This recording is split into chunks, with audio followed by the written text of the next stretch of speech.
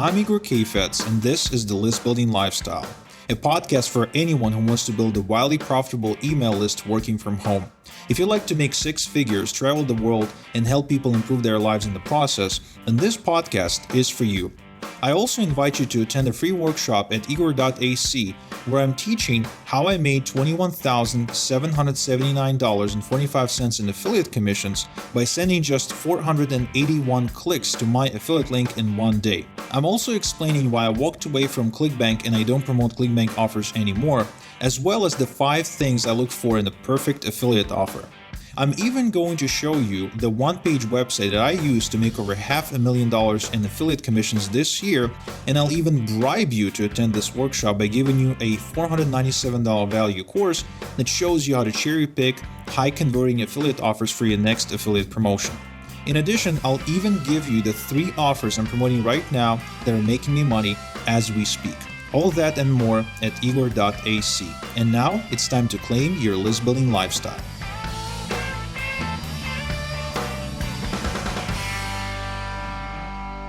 Welcome back to another edition of the List Building Lifestyle with your host, Igor Kayfetz. Once upon a time, there was a direct response marketer, Dave, who owned a successful marketing agency and a mortgage business. The mortgage industry was booming. Dave rode the wave up and soon rode it all the way down when the market crashed in '08. Since then, he was equipped with direct response marketing superpowers. He didn't give up. He didn't starve. He actually started another business and soon sold it for a hefty profit. Looking for the next challenge, Dave decided to look into this whole affiliate marketing thing because he always felt there was more to the internet marketing scene than meets the eye. So he decides to attend a marketing seminar where Russell Brunson offers an opportunity to pay to have lunch with him and pick his brain. Dave knows you can only work your way up or buy your way up, so he proceeds to buy out Russell's entire dinner calendar that weekend, and they quickly become friends for life. Several years down the road, Russell has this crazy idea of building world's #1 sales funnel software and invites Dave to partner up. Today, Dave Woodward is the Chief Revenue Officer of ClickFunnels and the host of the ClickFunnels Radio, where he interviews world's top thought leaders on direct response marketing. Today, I'm going to be picking Dave's brain on list building and email marketing, specifically one of the world's largest internet marketing companies, how one of the world's largest internet marketing companies manages their email list. Dave, thank you so much for being on the show. I'm excited. This will be a lot of fun. Yes. So just like you've heard, I've been kind of spying on you guys, and I know you do well with email, and you do have a quite a list. Like if there's anyone who's got a big responsive email list, it's probably ClickFunnels with all the great work that you guys do. So I would love to hear a little bit about the overarching strategy that you use to manage your email list. So for us, building out our list has been a huge focus. All of our front-end offers are typically either free plus shipping offers. The most part, they're that. We have a couple that are there just as your typical lead grab, but most of them, what we really look for on our email list is we want buyers. There's a huge difference between just opt-ins versus buyers. So our primary focus from ClickFunnels standpoint has been to go out and acquire as large of a list of buyers, even if it's only $1. Yeah. We want someone taking their credit card out and doing something with it. So we have a large host of different front-end offers. Our Russell's 2 books currently, .com Secrets, Expert Secrets, Traffic Secrets, to release next March or next May. Our Perfect Webinar, our One Funnel Away Challenge has been a huge offering for us. So all that is what leads into ClickFunnels. And then once they actually start a free trial, we have our free trial step in a 2-step order process where they enter in their email address, they select a password, and then from there, they actually go in and at that point, then put in their credit card information to start their free trial. So that's what we currently are doing right now to build our list.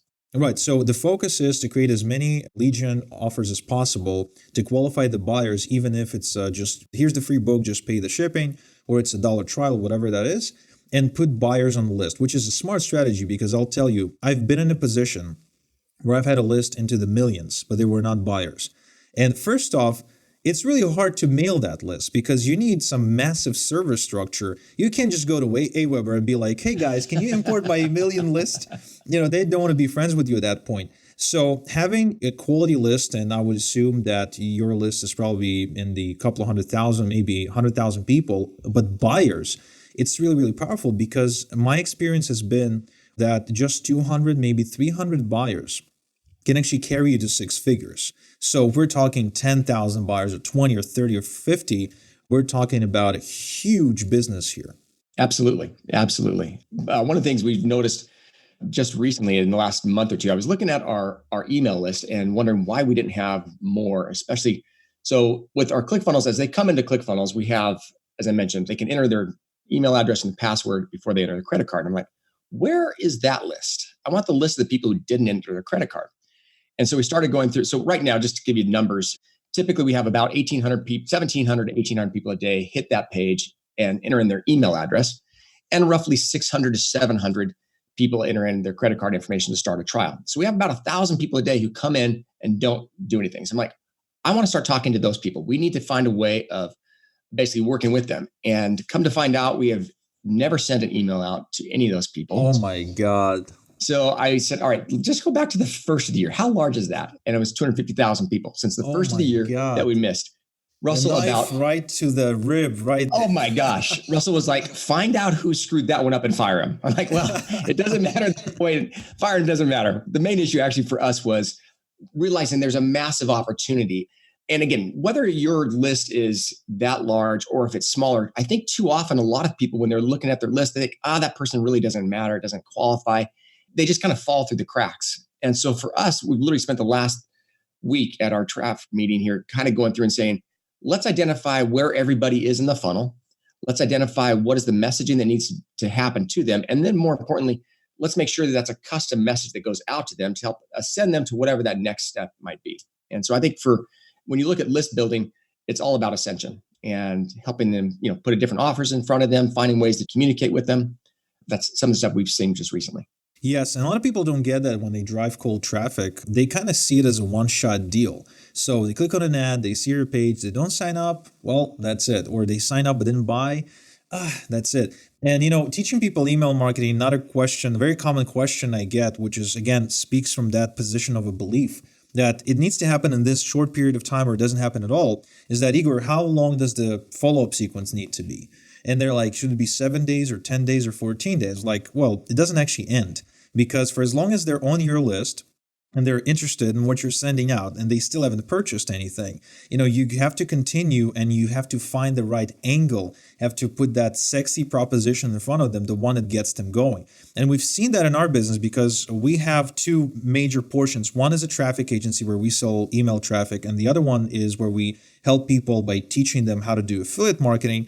And what happened was we noticed that out of the 40% of people who become first-time buyers in our traffic business, about 42% of them proceed to buy additional products. So we were able to actually increase that number as a result by figuring out what are the other problems or challenges they're experiencing and focusing on those angles, and we started bringing that percentage up. So rather than giving up on them, like you said, right, we just had to figure out the right angle for that particular portion of the market. And that's beautiful. I'm so happy you brought that up because so many people don't get that. They spend money, but they don't, they don't realize how much money they also kind of flush down the drain. So another thing that I want to compliment you guys on is how you structured your process every step of the way. You just mentioned the phrase, let's talk to them, right? And it's truly how it all feels. It feels like ClickFunnels almost predicts my thoughts or my actions before I'm about to execute on them. So walk us through that. How do you even conceive that and then execute it? I love that question. As you mentioned, it's probably one of the things that we try to spend the most time on is really trying to make sure that we're in their brain. We know where they're at. What are they thinking? What are their false beliefs? What are the limiting beliefs that's preventing them from going to that next level? I think you made mention as far as the follow-up. We look at follow-up in two different ways. One is Russell refers to it as a soap opera sequence. It's an indoctrination sequence. So when a person opts in, they're expecting to hear something about that product or that service or whatever it might be. And that soap opera sequence, I think the main idea behind that as far as the length of it is it needs to be as long as it takes where the people are still engaged. And then from that, once that soap opera sequence ends, they then fall down to what we refer to as our Seinfeld list. Mm-hmm. And on our Seinfeld list, just very similar to our daily Seinfelds that you would see on Seinfeld shows, sometimes it's just about nothing. It's continuing the conversation. A lot of those Seinfeld emails aren't pitching. Yep. They're more educational. They're more, this is the next thing you might need. One of the things we were just talking about yesterday was trying to, and again, the nice thing about ClickFunnels itself is the software allows us to see where they are in those processes. So take, for example, the person logs into ClickFunnels. We know that 3 of the main things that makes them sticky and really they get success with is when they create their first page, when they set up their SMTP, when they set up a payment gateway, when they set up a domain. So we can see those things if they haven't hit. It's like, Igor, some of our most successful ClickFunnels users, one of the things they found that works the best for them is to make sure that they get their first page built, their first funnel. And here are some of the tips and tricks that we find works for that. Or, setting up your payment gateway, and here are those things. So it's not necessarily pitching them as much as it is we're trying to help them consume content. And I think no matter what product or service you have, the consumption of that product is really super key. And those Seinfeld emails really help them get through that.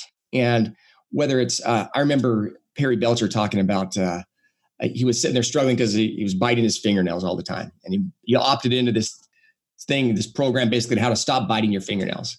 And every single day he kept getting an email, the same subject line: still biting your nails, still biting your nails.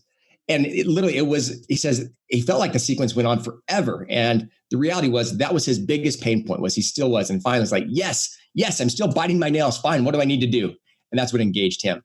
And so I think the main thing for you, as you may mention, Igor, is to really identify what is the pain point that they have and put yourself in that situation. If you had that pain point, again, you mentioned as far as affiliate marketing. If you're new to affiliate marketing, man, you got a whole bunch of pain points. A lot of it's limiting beliefs. And then once you make that first dollar, it's like, oh my gosh, this actually might work. And then you have new pain points and you got to get through those. And so I think the real key there is to make sure that you understand your avatar, whoever that is, so well. I mean, John Lee Dumas, I was talking to him a while back, and he has down to every minute the person's thinking, what's going through their head. He knows his client that well. And I think that's the main secret we find for our ClickFunnels customers and users is if we know who they are and our whole focus is on trying to have them have success, then it's really easy to get into their head.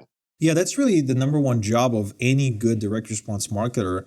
And especially, again, same thing applies to affiliate marketers, is knowing your customer. Because when you know their fears, their frustrations, their concerns, their dreams, their desires, and especially another one that people don't really talk about is that who their enemies are. Oh, absolutely. Or what their enemies are, right? So you can sell against those. It creates a powerful conversation. And, you said it keeps the conversation going. I think that's the exact term that we all need to use, because a great marketing campaign does not feel like one person shouting at a million people at a stadium. It feels like a conversation that's secretly taking place in my brain between whoever's preaching the message and me. Because whatever that person is saying, there's an internal response happening all the time. And being able to predict those responses, which is a skill, it's truly a talent, because unlike the door-to-door salespeople, when we market in a form of one-to-many, we don't have the privilege of knowing what they say, think, feel. We don't read their facial expression. So we oftentimes just guess or go off of some data if we can kind of decipher the data. But what you're saying is absolutely correct. If you don't know your target market, if you don't know intimately, if you're not familiar with that person, you're not going to do a good job of getting them to consume your content, which is another amazing point. Because if they're not consuming the content, they're not buying the product. No, totally. Totally agreed. Yeah, or they're going to churn. If they bought the product, they'll leave. Just like, I'm not using it anymore, and I'll leave. Yes, and you're right. I mean, if any of you guys ever sold continuity products, you know how hard it is to keep the customer, even though keeping one is probably going to make you more money than trying to get a new one, because to get a new customer is like the most difficult thing you can ever try and achieve. So that's amazing. Yo, it's Igor. If you're loving the content, hop on over to listbuildinglifestyleshow.com for more free training and a free transcript of this episode. Oh, and I'd really appreciate if you logged into iTunes and rated the show. It really helps. Thanks. There's so many different questions that run through my mind, and you guys have so much data and you've tested so many different things, and you're like a big giant machine that's just pumping out marketing stuff. But I guess what I want to focus on is your email marketing. Now, you mentioned that you have the soap opera sequence happening first, then you're moving to the Seinfeld sequence, or also known as the infotainment emails, where it's a little bit of information, it's a little bit of entertainment, and then you tell them where to go. And that's great. Now, I also noticed that you guys now send out these FOMO emails. So at the end of the week, there's like a recap email. Here's everything you've missed this week. So who came up with that idea? It's actually one of the things we've been talking about for probably 3 years, and we just never have done. So I don't even know. I'm sure it originally started with Russell. I don't even know at this point who gets credit for it. So I'll give the credit to him on that one. But it was one of the things we thought, gosh, we have so much content. And it's one of the things we hear from people all the time is, I don't even know what to consume. You're just bombarding me with all this stuff. And so we thought, why not just send a summary at the end of the week and just say, you know what? And again, FOMO, fear of missing out. We want to basically let them know these are all the things we talked about this week. And it basically goes through and it has on Marketing Secrets, Russell's podcast. These are all the things he talked about. On ClickFunnels Radio, my podcast. These are all things I talked about. On the other emails, if there was something we were promoting, we did this last week was Jim Edwards released his Funnel Scripts book, his Copywriting Secrets. And so we said, hey, you know what? Jim Edwards released Copywriting Secrets. And maybe you wanted to see it and follow up on that. We just now have, with our new Funnel Fix launch with our birthday list last week, we now have a whole new section that is a forum, and it's our Funnel Hacker Forum. And so these are the main topics inside of our Funnel Hacker Forum. We do the same thing as far as these are the top 3 or 4 posts inside of our Facebook community. The idea behind that email is really to help them consume more content. And so really ever is there a pitch in that? It's almost always, hey, we're here and we're here and we're here, and you can get content here.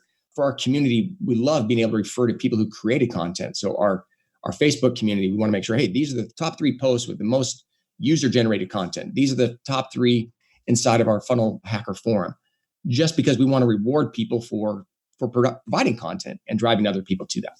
Yeah, it sounds like you're creating this conversation. At least that's how it feels to me, that there's things going on. There's something going on over there. There's something going on over there. There's a new thing that's coming out over there. And if you're not there, you're almost like, missing out. And that's why it's called FOMO. Yes, it definitely, it's 100% FOMO. That's awesome. Now, the one more thing that I want to touch on before I let you go, because I know it's a busy day for you today, is in order to send out as many emails and as many launches and as many basically communication messages, you also need to be able to produce a ton of different stuff, because you can't be emailing them with the exact same thing every day. And the one thing that really, in my opinion, sets ClickFunnels apart from most other companies, especially technological companies, software companies, or SaaS companies, is the fact that ClickFunnels is almost like an info marketing crew that also happens to own a software. Because information, even though, there's a healthy amount of information and courses that you guys are selling, which is awesome, because that's how you self-fund a freaking tycoon of a software like that. But you also produce a lot. And of course, most of us see Russell, right? His name's on the book, his name's on the other book, and he's like teaching this class or this class. But is there anything that you can suggest, any tips to our listeners regarding creating so much content in such a short time span? Oh, absolutely. I think the hardest part for a lot of people is they feel like they just don't know what to say. And so we started years ago, a little before ClickFunnels even starting to document the process. And documenting your process, whether you do it, Russell started off it was originally, before his Marketing Secrets podcast, it was marketing in your car. Yeah. Whole business, he was losing his business. He thought, I'm just going to start talking through this thing. And so the documentation of that process has created a ton. I mean, we have taken so many things out of what he said in that podcast for email copy and for other things. We've done the same thing as far as video. We have a lot of video that gets shot. And I think the problem for most people is it's like, gosh, I don't even know where to start. I don't know what to even say or do. And so for us, the first thing I would say is document the process. The second thing I would say is pay attention to your listeners. Who's ever following you, whether it's on Facebook or anywhere else, they have comments, they have questions. And so for us, one of the things we've always done is try to take a look. What are the biggest comments? What are the biggest concerns? What are the biggest questions? It's the easiest way of getting into the mind and the head of your customers to see what are they saying. You made mention earlier, Igor, as far as who are they throwing rocks at? What are the enemies they're throwing rocks at? Why are they throwing rocks at them? Steve Larson talks about it all the time, where you go, you're in this red ocean and you go to this blue ocean for hopefully some relief, but you're throwing rocks back to that red ocean. So what are the problems they have over there? What are the issues? And those are the people you're going to try to pull out, are the people who aren't satisfied in other areas. Yeah, absolutely. And those will be the most receptive customers to the message, because they're, when they're emotional, be it angry or whatever, they're much more likely to buy because they can feel that emotion. And, purchase or any other emotions, actually, any other buying decision, it's always pure emotion. Even the decision not to be emotional is an emotional decision, which is It is. really, it's No, kind it of like, totally is. yeah, it messes with you a little bit when you think about it. All right, well, we're almost done. And before we let you go, anything you can share with people? Like you said, most of our listeners are just getting started. So they're just getting started building a list. What would be the number one thing that you would want them to know? I think the main thing is you have to become the attractive character. You have to, I think too often people, they come across and they approach things as this business and it's very stale. And don't be afraid to let people know about your weaknesses. I mean, let people into your life. Help them understand, you know where they're coming from. I was in your same shoes. This is what I was going through. And so becoming that attractive character is people will buy, you just made mention, Igor, they buy on emotion because they fall in love with the character. That's who they want. I mean, Steve Jobs was phenomenal at doing that, at throwing rocks at the entire PC world. And because of that, he drew this huge amount of people to him. They were the rebels. They were the people who, the misfits, those who didn't fit in the same box as everyone else. And because of that, this attractive character of Steve Jobs, people literally, millions and millions of people followed him because of that. And I think the main thing I would tell people is you have to become the attractive character. Study the people who you follow. Why do you follow them? There's something about it that you like. Find, or maybe something you hate, whatever it might be, but become that attractive character. And that helps you then get into state much easier when you start to write. Yes, that's a great advice. Most people, of course, will reject it, I think. And because they, I mean, no, not because the advice is bad. The advice is perfectly spot on. It's just most people don't want to put themselves out there. They just don't. They're so afraid of it. But here's what, just like you said, what they don't realize is that when they purchase from someone, they purchase because they buy into this character. And then they turn around and they do the complete opposite. They don't show the character to the people who they want to buy from them. But that's human nature, I guess. And that's a great point to end the podcast. Dave, thank you so real much. Quick, I'm gonna if I can take one more second here real quick. I was talking with Natalie Hodson about this. She follows Bernie Brown. And one of the things she made mention of, and I think it's that whole idea as far as becoming much more vulnerable, is too often people are trying to tell the story of the open wound, and that's too painful. And it's hard for your listeners. Instead, tell the story of the scar. So once it's been healed, now go back and tell the story about the scar. People understand there's been an end to the story and they're not as concerned and worried about you. And then you can actually take it from a side of being extremely vulnerable and saying, I know exactly what it was like. I was there, and let me tell you what it was like for me there. But more importantly, let me tell you what I went through to get to where I'm at now. And by doing that, it just allows people to really engage and connect with you more. Yeah, that's a good point. I never heard that saying, don't talk about the wound, talk about the scar. Wow. Okay. I'm going to write this one down. Well, thank you very much, Dave, for investing the time. I appreciate all the insights. My pleasure. And till next time we chat, have a good one. Thank you for listening to The List Building Lifestyle. Get access to previous episodes, the transcription of today's show, as well as other exclusive content at listbuildinglifestyleshow.com. Also, don't forget to claim your free seat at the workshop I'm hosting this week, where I showed the two-step system that made me the top affiliate for people like Matt Basak, John Crestani, Richard Legg, Michael Cheney, and many, many others. In fact, on this workshop, I'm going to show you the exact approach I take whenever I promote an affiliate offer, the exact offers I promote, as well as how I was able to make over $500,000 in commissions using my small list of just 18,000 people promoting a weird type of product that almost no one else promotes. All that is yours at igor.ac. So go ahead, claim your seat right now, and I'll see you there.